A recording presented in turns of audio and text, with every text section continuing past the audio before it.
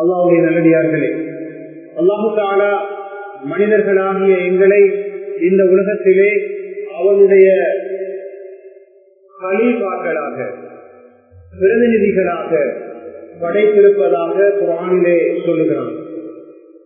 அல்லாஹ்வுடைய மலக்குகளை பார்த்து அல்லாஹு தஆலா மனிதர்களாகிய எங்களை படைக்கின்ற பொழுது இன்னி ஜாஇலுன் ஃபில் அர்தி கலீஃபா, நான் பூமியிலே என்னுடைய பிரதிநிதியை படைக்கப் போகின்றேன் என்று சொன்னான்.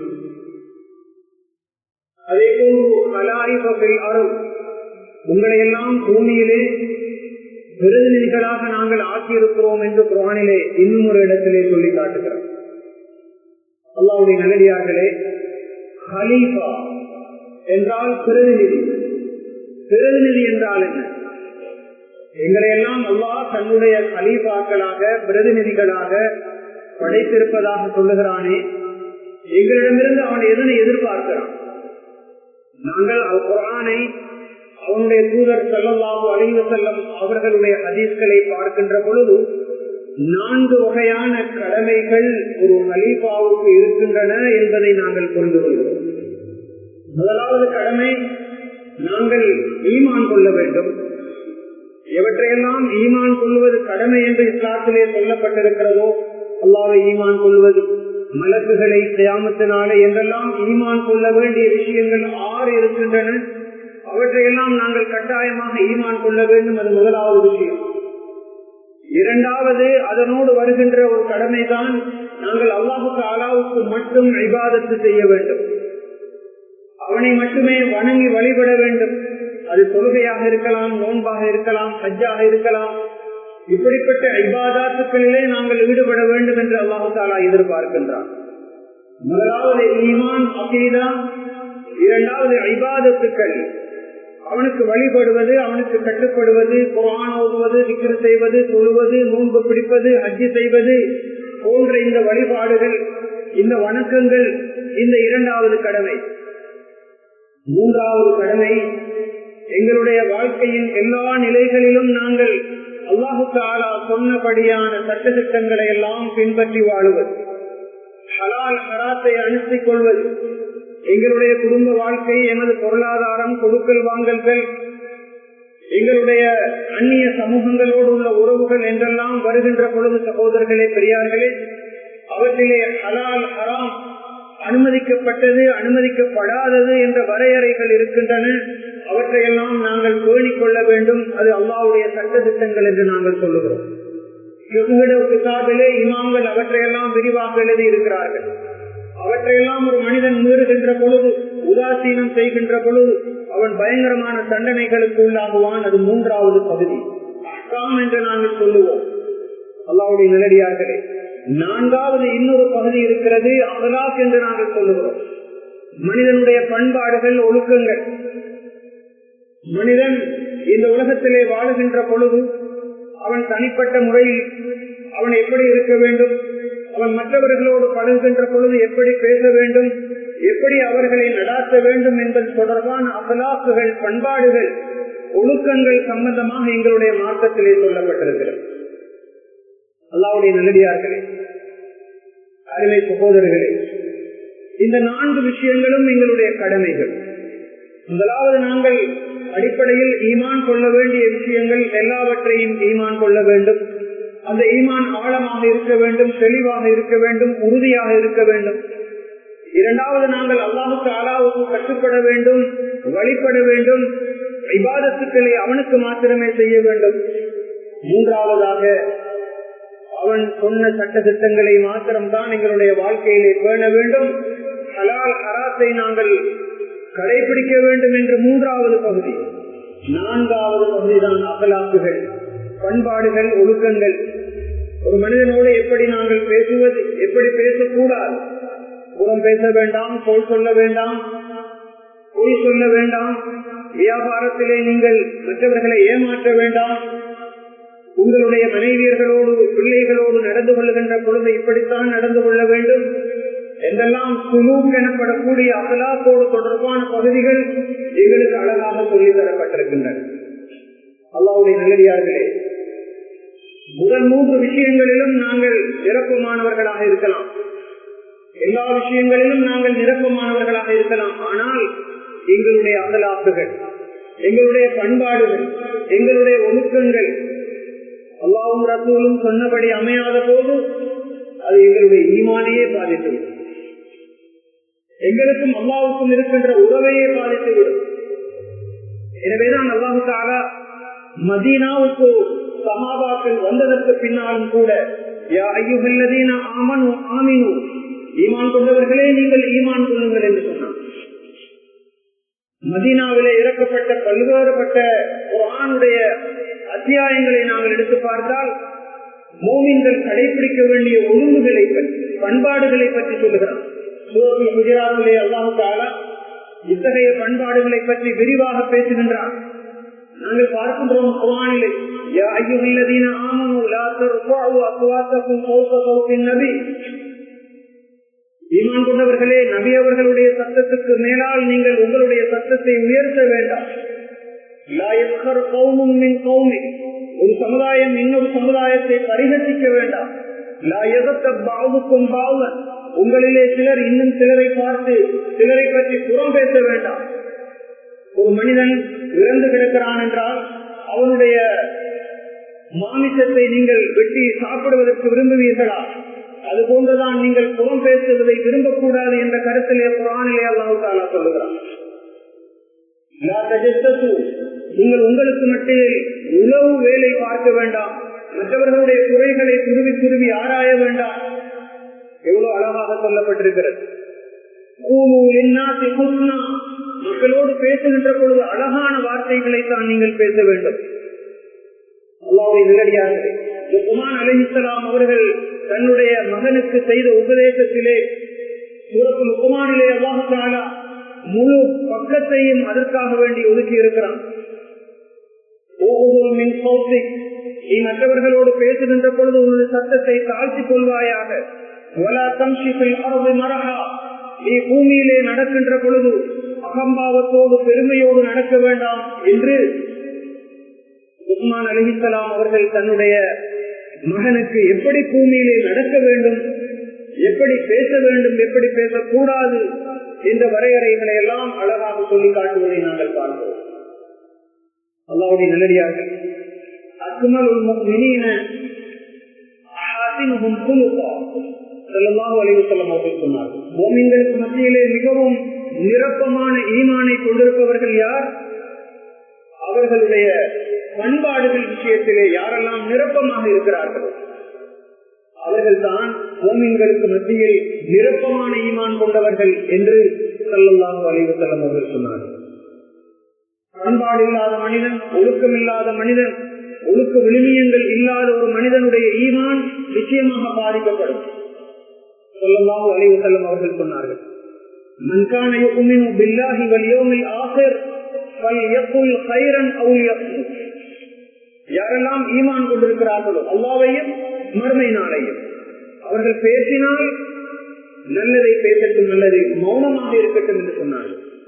ஈமான் எந்த மனிதனிடத்திலே வந்துவிட்டதோ அவனுடைய பேச்சு அழகாக இருக்கும். அவன் மற்றவர்களுக்கு நல்ல விஷயங்களை மாத்திரம்தான் சொல்லுவான். அவனுடைய வாயிலே தூஷணம், அவமதிப்பது, மற்றவர்களை இழிவுபடுத்துவது, மற்றவர்களுடைய குறைகளை துருவி துருவி ஆராய்வது என்ற பண்புகள் நிச்சயமாக இருக்க மாட்டாது. வல்லாஹி லா யுமின், வல்லாஹி லா யுமின், வல்லாஹி லா யுமின்.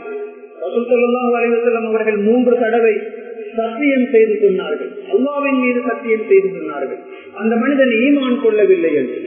சஹாபாக்கள் கேட்கிறார்கள், யா ரசூலல்லாஹ், நீங்கள் 3 தடவை சத்தியம் செய்து ஒரு மனிதனுக்கு ஈமான் இல்லை என்று சொன்னீர்களே, அந்த மனிதன் யார்? மல்லம் யமன் ஜாருஹு பவாயிபா. எந்த மனிதனுடைய தீங்குகளில் இருந்து பக்கத்து விட்டான் பாதுகாப்பு பெறவில்லை, அந்த மனிதனுக்கு ஈமான் இல்லை என்று 3 தடவை சத்தியமிட்டு, அல்லாஹ்வின் மீது சத்தியமிட்டு ஸல்லல்லாஹு அலைஹி வஸல்லம் அவர்கள் சொன்னார்கள்.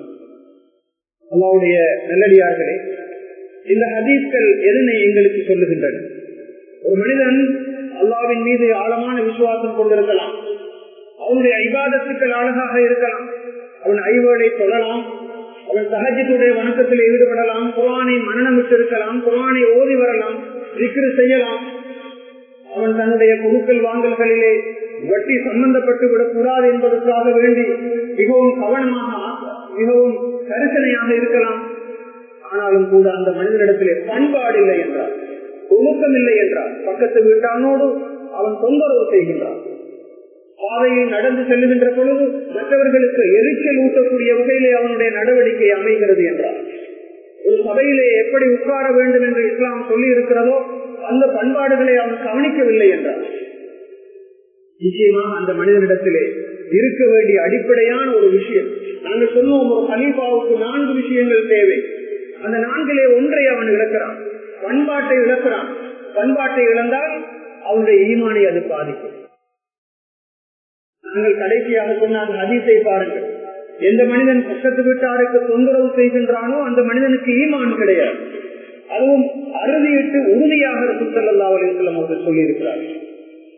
அல்லாஹ்வுடைய நல்லடியார்களே, நாங்கள் யோசித்து பார்ப்போம். இன்றைய முஸ்லிம்களுடைய நிலையை பற்றி நாங்கள் யோசித்து பார்ப்போம். முஸ்லிம்கள் என்றால் அவர்கள் பிறப்பு அத்தாட்சி பத்திரத்திலே அவர்களுடைய பெயர்கள் முஸ்லிம் என்று இருந்தால் மாத்திரம் அவர்கள் முஸ்லிம்களாக முடியாது. அவர்கள் முஸ்லிம் பெயர்களை வைத்திருப்பதற்காக வேண்டி அவர்கள் முஸ்லிம்களாக முடியாது. இஸ்லாம் என்றால் அது யதார்த்தத்திலே நடைமுறையிலே வாழ்க்கையிலே இருக்க வேண்டும். நாங்கள் யோசித்து பார்ப்போம், இன்று இஸ்லாத்திற்கு எவ்வளவு பெரிய அவப்பெயர் கிட்டி இருக்கிறது, எவ்வளவு பெரிய கெட்ட பெயரை நாங்கள் பெற்றுக் கொடுத்திருக்கிறோம். முஸ்லிம் அல்லாதவர்கள் இஸ்லாத்திற்குள் வராமல் இருப்பதற்கான பிரதானமான தடையாக வேறு யாரும் அல்ல, முஸ்லிம்களே இருக்கிறார்கள்.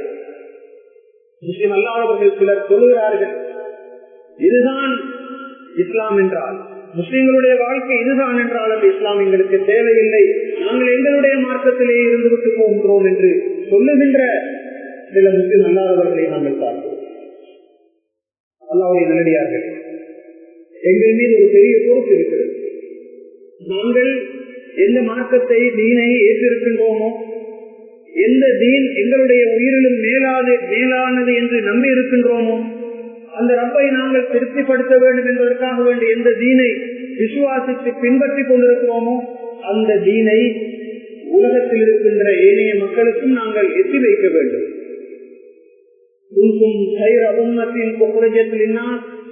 நீங்கள் சிறந்த சமூகம், மனித சமுதாயத்துக்கு மத்தியிலே வெளிப்படுத்தப்பட்ட சமூகங்களிலேயே சிறந்த சமூகம். காரணம், சிறந்த சமூகம் என்று அந்த கைரியத் எனப்படுகின்ற அந்த சிறப்பு எங்களுக்கு வருவதற்கான காரணம், நாங்கள் நன்மையை ஏவி தீமையை தடுப்பது.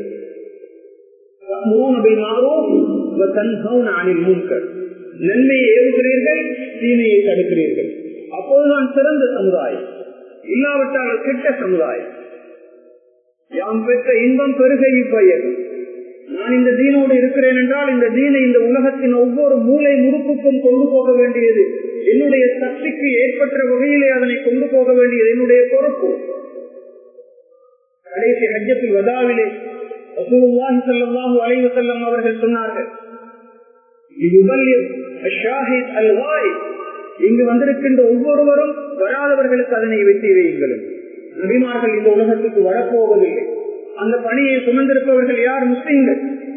நாளை மறுமையிலே அல்லாஹ் தஆலா இந்த முஸ்லிம் அல்லாதவர்களை நரகத்துக்கு அனுப்புகின்ற சந்தர்ப்பத்திலே அவர்கள் சொல்லுவார்கள், யா அல்லாஹ், எங்களுக்கு பக்கத்திலே வீட்டாராக இவர்கள் இருந்தார்கள், வியாபார கூட்டாளிகளாக இருந்தார்கள், ஆனால் அவர்கள் ஒரு பொழுதும் எங்களை இந்த தீனுக்காக வேண்டி அழைக்கவில்லையே என்று. அப்போது யார் குற்றவாளி என்பதை நாம் தீர்மானிக்க வேண்டி இருக்கிறது. சகோதரர்கள், நாம் பிறப்பிலே முஸ்லிம்கள், முஸ்லிம் பெயரை சுமந்திருக்கிறோம், இஸ்லாத்தை நடைமுறைப்படுத்துகிறோம் என்றால் அந்த தீனை மற்றவர்களுக்கு எட்டி வைக்க வேண்டியது எங்களுடைய பொறுப்பு. மன்றாமின் முன்கரன், உங்களிலே யாராவது ஒரு தீமையை கண்டால் அதனை கையால் தடுக்கட்டும், இல்லாவிட்டால் நாவால் தடுக்கட்டும், அதுவும் முடியாவிட்டால் உள்ளத்தால் வெறுக்கட்டும் என்று ஸல்லல்லாஹு அலைஹி வஸல்லம் அவர்கள் சொல்லி, அதற்கு அப்பால் ஈமானிலே கடுகளவும் கிடையாது என்று சொன்னார்கள். நன்மையை ஏவி தீமையை தடுக்கின்ற அந்த மகத்தான அந்த பொறுப்பை நானும் நீங்கள் சுமந்திருக்கிறோம் சகோதரர்களே. அது எங்களுடைய அடிப்படையான ஒரு கடமை. நாங்கள் மாத்திரம் முஸ்லிம்களாக நல்லவர்களாக அல்லாஹ்வுக்கு கட்டுப்படுபவர்களாக இபாதத்துக்களை செய்பவர்களாக இருந்தால் போதாது. எத்தனையோ பேருக்கு ஹிதாயத் இல்லாமல் நசீப் இல்லாமல் வாழ்ந்து கொண்டிருக்கிறார்களே, இவர்கள் நாளை மறுமையிலே எங்களுக்காக வேண்டி வழக்காடுவார்களே என்ற பயத்தோடு அச்சத்தோடு இருக்க வேண்டும். எனவே அந்த தீனை நாங்கள் அவர்களுக்கு எட்டி வைக்க வேண்டும், சந்தேகமே கிடையாது. ஆனால் ஒரு முக்கியமான விஷயத்தை மறந்து விடக்கூடாது. தீனை எட்டி வைப்பது என்பது வெறுமனே பேசுவதும் எழுதுவதும் அல்ல. தீனை எட்டி வைப்பதனுடைய முதலாவது படித்தரம் எங்களுடைய வாழ்க்கையிலே அந்த தீன் வர வேண்டும். சொல்லுவார்கள், முஸ்லிம்களுடைய குர்ஆனையும் முஸ்லிம்களுடைய ஹதீஸ்களையும் முஸ்லிம் அல்லாதவர்கள் வாசிப்பதில்லை, அவர்கள் வாசிப்பது முஸ்லிம்களுடைய வாழ்க்கை. முஸ்லிம்களுடைய வாழ்க்கையிலிருந்து தான் இஸ்லாம் என்றால் இது என்று அவர்கள் முடிவுக்கு வருகிறார்கள். அல்லாஹ்வுடைய நேரடியார்களே, கடத்தல் செய்பவர்கள் முஸ்லிம்கள். முஸ்லிம்கள் கடத்துகிறார்கள், களவெடுக்கிறார்கள், பொய் சொல்லுகிறார்கள். ஏன் இந்த உலகத்திலே மிக பயங்கரமான போதை வஸ்துக்களை விற்கிறார்கள், ஏமாற்றுகிறார்கள் என்றால் அது இஸ்லாத்தினுடைய பிழையான முன்மாதிரியா இல்லையா? அதனை வைத்து முஸ்லிம்களை முஸ்லிம் அல்லாதவர்கள் எடை போடுவார்களா இல்லையா?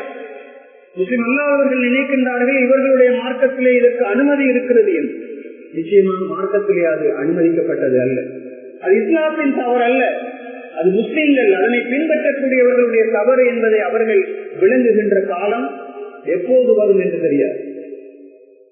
அல்லாஹ்வுடைய நல்லடியார்களே, எனவே நாங்கள் பயான்கள் செய்வோம், குதுபாக்கள் நிகழ்த்துவோம், எழுத்து மூலமாக பேச்சு மூலமாக எங்களுடைய தாவா பணியை நாங்கள் செய்வோம். ஆனால் எல்லாவற்றுக்கும் முன்பதாக எங்களுடைய வாழ்க்கையிலே அந்த தீன் வர வேண்டும்.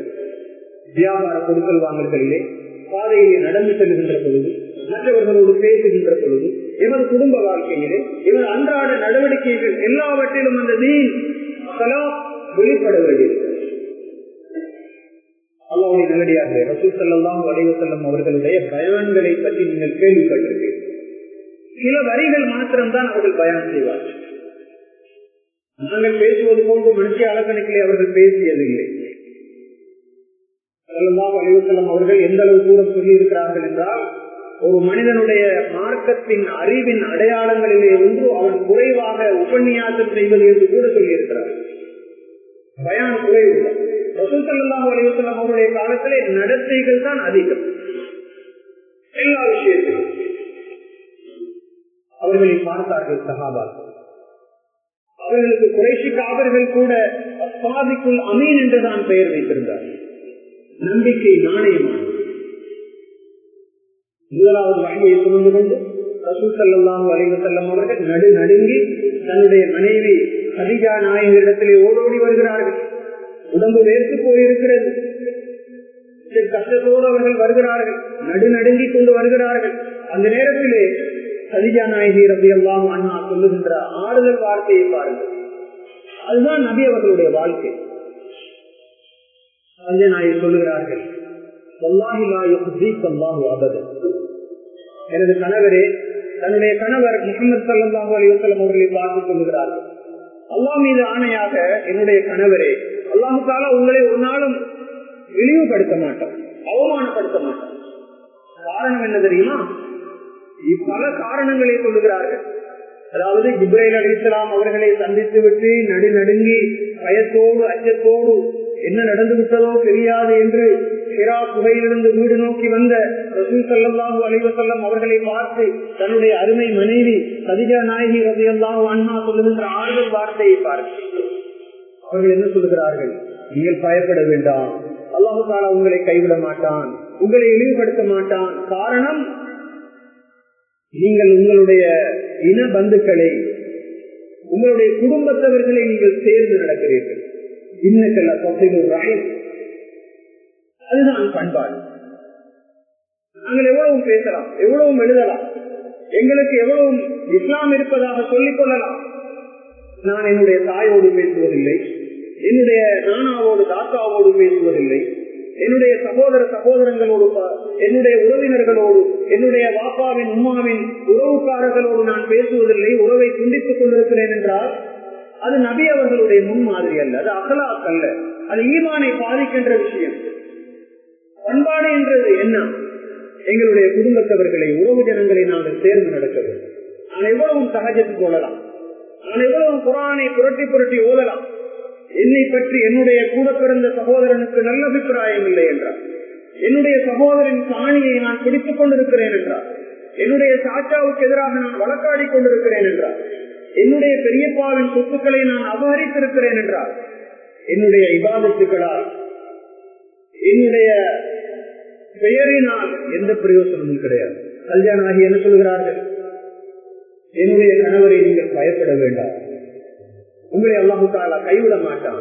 காரணம், நீங்கள் உறவுக்காரர்கள், இனபந்துக்கள், சொந்தக்காரர்களோடு நீங்கள் நல்ல முறையிலே நடந்து கொள்கிறீர்கள். இரண்டாவது பண்பாடு என்ன? ரசூல் ஸல்லல்லாஹு அலைஹி வஸல்லம் அவர்களுடைய மிக முக்கியமான இன்னொரு பண்பு என்ன? யாரெல்லாம் பாதிக்கப்பட்டிருக்கிறார்களோ, காலத்தின் கோலத்தால் காலத்தின் சக்கரத்துக்கு அகப்பட்டு வறுமைப்பட்டு நோய்வாய்ப்பட்டு சிக்கல்களோடு இருக்கிறார்களோ அவர்களுக்கு நீங்கள் உதவி செய்கின்றீர்கள் கணவரை.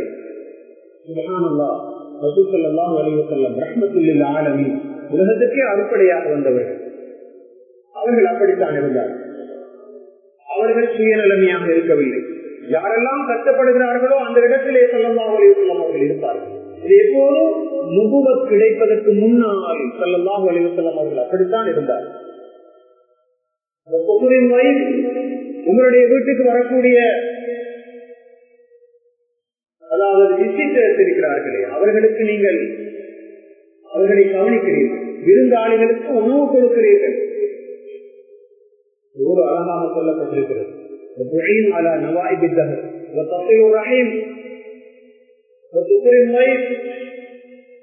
இதுதான் அவர்களுடைய பண்பாடு. எனவே அல்லாஹ் தஆலா உங்களை கைவிட மாட்டான், உங்களை இழிவுபடுத்த மாட்டான். இதுதான் கதீஜா நாயகி ரலியல்லாஹு அன்ஹா அவர்களுடைய ஆறுதல் வார்த்தைகள். அல்லாஹ்வுடைய நல்லடியார்களே, தஅவா செய்வதற்கு முன்னால், பிரச்சாரம் செய்வதற்கு முன்னால், இஸ்லாத்தை மற்றவர்களுக்கு எட்டி வைப்பதற்கு முன்னால் அது எங்களுடைய வாழ்க்கையில் வந்தால்தான் நாம் பேசுகின்ற பேச்சுக்கும் நாங்கள் எழுதுகின்ற எழுத்துக்கும் ஒரு பெருமதி இருக்கும். அது செல்லுபடியாகும். இல்லாவிட்டால் இம தப்போனும் நம்மால் ஆசப்பாலும், நீங்கள் செய்யாததை ஏன் சொல்லுகிறீர்கள்? அல்லாஹ் கேட்கிறார். அல்லாஹ்விடத்திலே மிகப்பெரிய ஒரு பாவமாக இருக்கிறது. அவருடைய ஆத்திரத்தை, ஆவேசத்தை அது தூண்டும். நீங்கள் அப்படி செய்தார். அல்லாஹ்வுடைய நல்லடியார்களே, நாங்கள் என்ன சொல்ல வருகிறோம் என்றால், இஸ்லாமிய பிரச்சாரம் கட்டாயம் செய்யப்பட வேண்டும், எட்டி வைக்கப்பட வேண்டும், தாவத்துடைய பணி நடக்க வேண்டும். ஆனால் அதற்கு முன்னால் எமது வாழ்க்கையை நாங்கள் ஒழுங்குபடுத்திக் கொள்ள வேண்டும். எங்களுடைய வாழ்க்கையை பார்த்துத்தான் முஸ்லிம் அல்லாதவர்கள் தீர்மானத்துக்கு வருகிறார்கள். அல்லாஹ் தஆலா சூரத்து நஹ்ல் எனப்படக்கூடிய அத்தியாயத்திலே ஒரு முக்கியமான குர்ஆனுடைய வசனத்தை சொல்லுகிறான். அது எங்களுடைய சிந்தனைக்குரிய ஒரு குர்ஆனுடைய வசனம். வலா தத்தஹிது ஐமானக்கும் தகலம் பைனக்கும் வதஸில்ல கதமுன் பஅத துபூதிஹா வததுகு ஸூஅ பிமா ஸதத்தும் அன் ஸபீலில்லாஹ் வலக்கும் அஸாபுன் அதீம். அழகான ஒரு கருத்து. அல்லாஹ் தஆலா எங்களை நோக்கி பேசுகின்றான். அந்த வசனத்தினுடைய மொழிபெயர்ப்பு என்ன? அல்லாஹ் தஆலா எங்களுக்கு சொல்லுகிறான், நீங்கள் மற்றவர்களோடு உடன்படிக்கைகளை செய்கிறீர்களே, அந்த உடன்படிக்கைகளை பயன்படுத்தி நீங்கள் மற்றவர்களை ஏமாற்ற வேண்டாம். உதாரணமாக, நான் ஒரு மனிதனுக்கு வாக்குறுதி கொடுத்திருக்கிறேன், நாளை உனக்கு நான் பணம் தருவேன், எனது கடனை கட்டுவேன் என்று நாங்கள் வாக்குறுதி கொடுக்கிறோம், சத்தியம் செய்து சொல்லுகிறோம். ஆனால் அதனை நம்பிக்கொண்டு அந்த மனிதன் போய்விடுகின்றான், நீங்கள் செய்த சத்தியத்தை நம்பி. ஆனால் நான் சத்தியம் செய்து விட்டேன், இந்த மனிதனை நம்ப வைத்து விட்டேன் என்று சொல்லி நீங்கள் அதனை பிழையாக பயன்படுத்தி அந்த சத்தியத்தை நீங்கள் பாதுகாக்காமல் விட்டுவிடுவீர்களாக இருந்தால், அதனை ஒரு கருவியாக பயன்படுத்தி அவனை ஏமாற்றுவதற்குரிய ஒரு கருவியாக நீங்கள் பயன்படுத்துவீர்களாக இருந்தால் உங்களுடைய பாதங்கள் சறுக்கிவிடும் என்று அல்லாஹ் தஆலா சொல்கிறார். பாதம் சறுக்குகின்றது என்றால் அர்த்தம் என்ன சகோதரர்களே, பெரியார்களே? முஸ்லிம் சமுதாயத்தினுடைய ஸ்திரப்பாடு இல்லாமல் போய்விடும். ஒரு மனிதனை பற்றிய நம்பகத்தன்மை இல்லாமல் போய்விடும். எங்களை பற்றிய ஒரு இமேஜை நாங்கள் கட்டி எழுப்பி இருக்கிறோம், ஒரு நம்பகத்தன்மையை நாங்கள் கட்டி எழுப்பி இருக்கிறோம். ஆனால் நாங்கள் அந்த நம்பகத்தன்மையை பாதுகாக்க தவறி விடுவோமாக இருந்தால் எங்களை பற்றி அவன் இதற்கு பிறகு நம்பிக்கை கொள்ள மாட்டான். மாத்திரமல்ல, நீங்கள் அல்லாஹு தஆலாவுடைய பாதையை விட்டு மக்களை தடுத்திருக்கிறீர்கள். அது என்ன அர்த்தம் சகோதரர்களே, பெரியார்களே? நாங்கள் இப்படி இஸ்லாத்தின் பெயரை வைத்துக் கொண்டு மற்றவர்களோடு செய்திருக்கின்ற உடன்படிக்கைகளை பேணாமல் விடுவோமாக இருந்தால் அதன் மூலமாக இஸ்லாத்திற்கு கெட்ட பெயர் வரும் என்பதுதான் அந்த குர்ஆன் வசனத்துடைய விளக்கமாக இருக்கிறது. நாங்கள் மற்றவர்கள் இஸ்லாத்துக்குள் வருவதற்கு அதன் மூலமாக தடை போட்டிருக்கிறோம் என்று அல்லாஹ் சொல்லுகிறார். இன்றைய முஸ்லிம்களுடைய வாழ்க்கையை பார்த்து முஸ்லிம் அல்லாதவர்கள் இஸ்லாத்துக்குள் வருவதற்கான வாய்ப்பு மிச்சம் குறைவாக இருக்கிறது. இதனை நாங்கள் கசப்பாக இருந்தாலும் ஏற்றுக்கொள்ளத்தான் வேண்டும். அல்லாஹ்வுடைய நல்லடியார்கள், ஒரு முஸ்லிம் வியாபாரம் செய்கின்ற பொழுது தான் விற்பனை செய்கின்ற பொருளில் இருக்கின்ற குறைபாடுகளை சொல்லித்தான் விற்பனை செய்ய வேண்டும். கலப்படம் செய்யக்கூடாது, பழுதடைந்த பொருட்களை விற்கக்கூடாது. இன்று கடன் கொடுத்து நாளை தருகிறேன் என்றால், கடன் எடுத்து நாளை தருகிறேன் என்றால் நாளை கொடுத்தே ஆக வேண்டும். ஏமாற்றி போய் அளவை நிர்வையை மோசடி செய்வது, இப்படியான விஷயங்களிலே நாங்கள் சம்பந்தப்பட்டால் அதன் மூலமாக நாங்கள் தனிப்பட்ட முறையில் பாதிக்கப்படுகிறோம். ஆனால் எங்களுடைய மார்க்கத்துக்கு கெட்ட பேர், நாங்கள் சார்ந்திருக்கின்ற மார்க்கம் அதன் மூலமாக பிழையாக விளங்கப்படுகிறது. ஒரு முஸ்லிம் சட்டத்தரணி ஒரு கொலையாளியை பாதுகாப்பதற்காக வேண்டி பணம் எடுத்துக்கொண்டு சட்ட மன்றத்திலே வாதிடுகிறார் என்றால் அது அவர் ஒரு முஸ்லிம் என்றால் நிச்சயமாக அதன் மூலமாக கெட்ட பெயர் இஸ்லாத்துக்கு தான். ஒரு வைத்தியர் ஒரு பிழையான மருந்தை கொடுத்து வேண்டுமென்றே மக்களுடைய பணத்தை சுரண்ட வேண்டும் என்ற நோக்கத்தோடு தன்னுடைய பணத்தை அவ்வாறு சுவீகரித்துக் கொள்கிறார் என்றால் அவரை பார்த்து மக்கள் ஒரு முஸ்லிம் என்று சொல்வார்கள். ஆனாலும் இஸ்லாத்திலே இல்லாத மனிதர் இஸ்லாத்துக்கு கெட்ட பெயரை தேடித்து கொடுத்திருக்கிறார் என்று சொல்வார்கள். அல்லாஹ்வுடைய நல்லடியார்களே, சாதாரணமாக ஒரு வாகனத்தை ஒரு தெருவோரம் நாங்கள் நிறுத்துகின்ற சந்தர்ப்பத்திலும் இஸ்லாத்தை கடைபிடிக்க வேண்டும். நாங்கள் ஒரு தடவைக்கு பல தடவை யோசிக்க வேண்டும், என்னுடைய வாகனத்தை நான் இந்த இடத்துல நிற்பாட்டி இருக்கின்றேன், இதன் மூலமாக பாதசாரிகளுக்கு ஏதாவது ஆபத்துக்கள் வருமா, இடையூறு வருமா என்று நாங்கள் யோசித்து பல தடவை யோசித்து விட்டுத்தான் அந்த வாகனத்தை அந்த இடத்திலே பார்க்க வேண்டும். ஒரு பாதையை கடக்கின்ற சந்தர்ப்பத்திலாக இருக்கலாம். அருமை சகோதரர்களே, எங்களில் எத்தனையோ பேர் ஹோட்டல் நடத்துகிறார்கள், உணவகம் நடத்துகிறார்கள். உணவகம் என்பது நம்பிக்கை நாணயத்துக்குரிய இடம். அங்கு நஞ்சு கலக்கப்படக்கூடாது, பழுதடைந்த உணவுகள் அங்கு இருக்கக்கூடாது, காலாவதியான உணவுகள் எதுவும் இருக்கக்கூடாது, எல்லாம் ஃப்ரெஷ்ஷாக இருக்க வேண்டும். நம்பிக்கை நாணயம் தேவைப்படுகிறது என்றெல்லாம் எதிர்பார்த்துத்தான் அங்குள்ள கஸ்டமர்ஸ் அங்கு வருகிறார்கள். அந்த இடத்திலே நாங்கள் மிகச் சரியாக நடந்து கொள்ள முடியுமாக இருந்தால் எங்களுடைய வியாபாரம் அல்லாஹ்வுடைய கிருபையினால் விருத்தி அடையும் மாத்திரமல்ல, எங்களுடைய இஸ்லாத்திற்கும் அதனால் நல்ல பெயர் இருக்கும். அல்லாஹ்வுடைய நல்லடியார்களே, ஒரு காலத்திலே இந்த நாட்டிலே இருந்த அரசர்கள் ரஜுருவோ என்று நாங்கள் சொல்லுவோம், அவர்களுடைய கிச்சனிலே அவர்களுடைய கிச்சனிலே சமையல்காரர்களாக முஸ்லிம்களை அவர்கள் அமர்த்தி இருந்தார். பிரபல வரலாற்று ஆசிரியர் மோனா தேவராஜ் அவர்கள் தன்னுடைய புத்தகம் ஒன்றிலே எழுதுகிறார்கள், முஸ்லிம்கள் நம்பிக்கை நாணயமானவர்களாக இருந்ததனால்தான் அந்த காலத்திலே முஸ்லிம்களை தன்னுடைய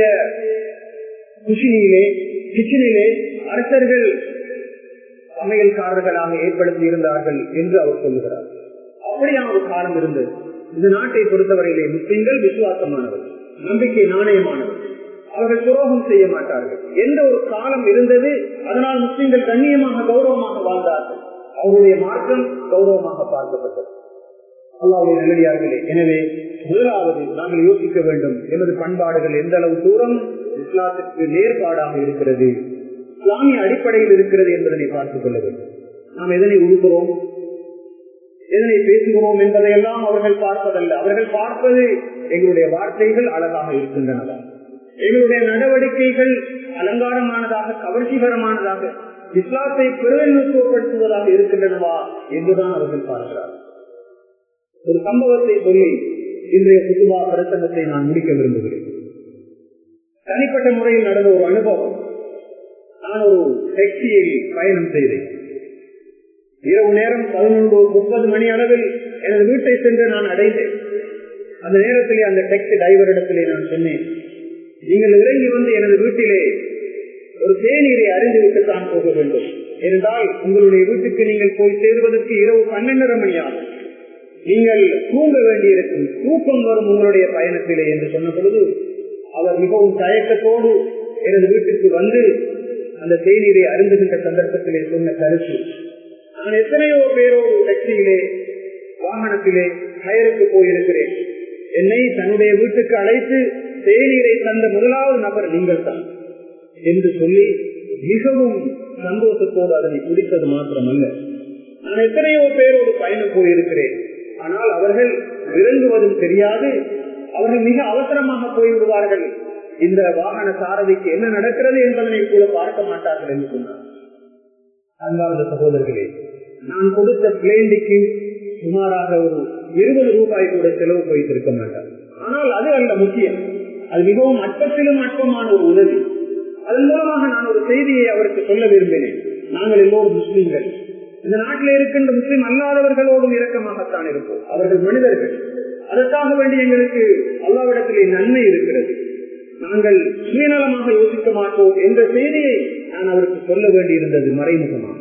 அல்லாஹ்வுடைய நல்லடியார்களே, எந்த அளவு தூரம் என்றால் அவர் வீட்டை விட்டு வெளியே செல்வதற்கு முன்னால் நான் எவ்வளவு தடுத்தும் கூட அவர் மறுத்து என்னுடைய காலிலே விழுந்து வணங்கி விட்டு சென்றார். ஒரு பிற சமூகத்தை சேர்ந்த ஒருவர், நான் மிகவும் அசௌகரியப்பட்டேன் அவர் அப்படி விழுந்து வணங்கியதற்காகவே. அல்லாஹ்வுடைய நல்லடியார்களே, எனது பண்பாடுகளிலே தான் இந்த மார்க்கத்தின் நிஷ்கரப்பாடு இருக்கிறது. அல்லாஹ் தஆலா நாளை மறுமையிலே விசாரிப்பார், நீங்கள் எந்த அளவு தூரம் இந்த மார்க்கத்தின் பிரதிநிதிகளாக நீங்கள் இருந்தீர்கள். அந்த வகையில் இஸ்லாத்தின் உண்மையான காவலாளர்களாக பிரதிநிதிகளாக இருந்து இந்த மார்க்கத்தை பாதுகாக்கின்ற அதே நேரத்தில் நாளை மறுமையிலும் வெற்றி அடைந்த கூட்டத்திலே அல்லாஹ் தஆலா என் அனைவரையும் ஆக்குவானாக. யா அல்லாஹ், எங்களுடைய பாவங்களை நீ மன்னித்து விடுவாயாக. இந்த நாட்டிலே வாழுகின்ற பொழுது ஏனைய சமுதாயத்தவர்களுக்கும் முன்மாதிரியானவர்களாக, இஸ்லாத்தின் காவலாளர்களாக, நல்ல பண்பாடுள்ளவர்களாக வாழ்வதற்கான சந்தர்ப்பத்தை என் அனைவருக்கும் நசீபாக்குவாயாக. நாங்கள் இதுவரைக்கும் தப்பும் தவறுமாக நடந்து அதன் மூலம்